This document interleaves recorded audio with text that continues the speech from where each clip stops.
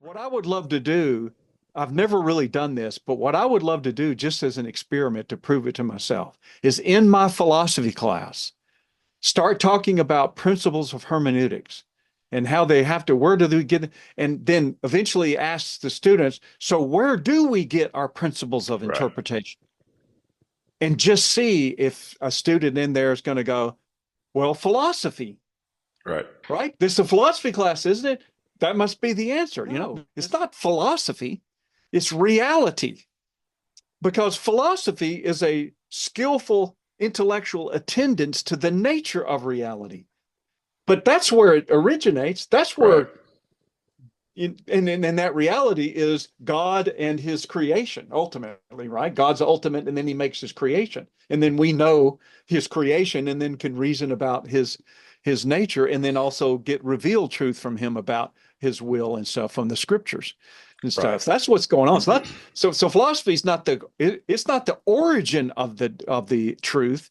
It's a purveyor of the truth, finds its origin in the nature of reality Right. itself, either the reality as God has created it or the reality that God is as supreme existence itself. So yeah, because people can misunderstand our enthusiasm for philosophy to think it's a panacea Right. of everything's going to be philosophical. No, but there's probably some philosophical element to most things.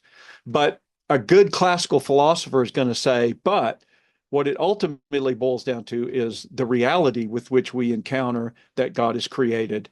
And through that, it's Romans 1:20, his nature, and then through his prophets and apostles, and ultimately the Lord Jesus, God in the flesh, we know additional truths we couldn't have Right. reasoned about at all. Right.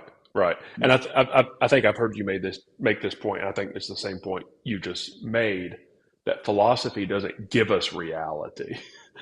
We've already been given reality, and what are we going to do with that reality? Those Absolutely. apprehensions, those sensations we receive from reality. How are we going to Absolutely. understand that and systematize that No, and and things like that? as painfully obvious as that might sound to some of us, there are people that are basically Right. explicitly or implicitly saying you create your own reality. Right. In fact, I just heard a TED talk. Science has proven that we do not know reality as it is. Okay. I said, well, if scientists have said that, how did you know the scientists said that? Right. Did they really Right. say that? Well, Right. I couldn't know what they really said if I can't know reality. Maybe they didn't say it. Right. It's just like, You would have to have the baseline to be able to compare it and know that it was different. yeah, that's right. Yeah, that's right. And so It's called the fallacy of lost contrast in some if situations.